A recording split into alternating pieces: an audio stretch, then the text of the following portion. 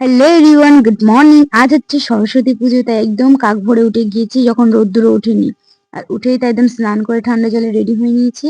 আর তারপর আমি আমার বইগুলো নিয়ে যাচ্ছি ঠাকুরের কাছে দেবো বলে। এখানে এসে তো দেখছি যে পুরো ডেকোরেশনটাই খুব সুন্দর হয়েছে। আর তারপর তো অঞ্জলিও শুরু হয়ে গিয়েছিল। ৭টার মধ্যে পুরো অঞ্জলি পুজো সবকিছু কমপ্লিট হয়ে যাওয়ার পর আমরা এখানে সবাই কিছুক্ষণ বসে আড্ডা দিচ্ছিলাম। অ্যান্ড দেন এখানে চরণামৃত খেয়ে তো আমি একটু ঠাকুরের সাথেও ছবি তুলছিলাম। তোমরাও জানিও কখন কি অঞ্জলি দিয়েছিলে। অ্যান্ড দেন প্রসাদ নিয়ে তো আমি বাড়ি চলে এসেছিলাম। আর বেলার দিকে না আমি একটু শাড়ি পরেছিলাম। যেহেতু সবাই পড়ছে আর সরস্বতী পুজো, তাই জন্য শাড়ি পরে আমি গিয়েছিলাম আমাদের এলাকার সবথেকে বড় ঠাকুরটা দেখতে। এই ঠাকুরটা ওরা প্রায় ১ সপ্তাহ ধরে রেখে দেয় যাদের বাড়ি পুজো হয়। আর কত সুন্দর হয়েছে না? তোমরা তাড়াতাড়ি করে কমেন্ট করে জানাও যে এবার সরস্বতী পুজোয় কে কোথায় ঘুরলে আর কেমন ঘুরলে? তো আমি এখানে বেশ কিছুক্ষণ দাঁড়িয়েছিলাম। আর তারপরে তো এখান থেকেও প্রসাদ দিয়েছিল। আর তারপরে আমি কিছুক্ষণ মাঠ ঘুরে দেন বাড়ি এসে চেঞ্জ করে তো আজকে সরস্বতী পুজোয় স্পেশাল খিচুড়ি খেতে চলে গিয়েছিলাম।